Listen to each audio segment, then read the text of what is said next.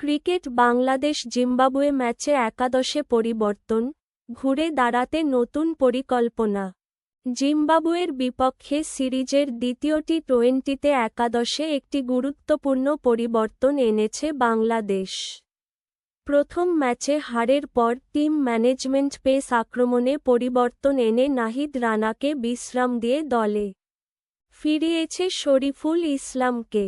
আজকের একাদশে রয়েছেন তানজিদ হাসান, পারভেজ হোসেন ইমন, লিটন দাস, অধিনায়ক তাওহিদ হৃদয়, জাকের আলী, শামীম হোসেন, মোসাদ্দেক হোসেন, রিশাদ হোসেন, তানভীর ইসলাম, শরীফুল ইসলাম এবং তাসকিন আহমেদ।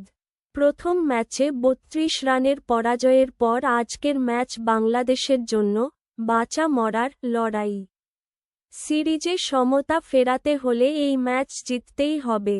নতুন একাদশ কতটা সফল হয়, সেদিকেই এখন তাকিয়ে বাংলাদেশের কোটি ক্রিকেট ভক্ত।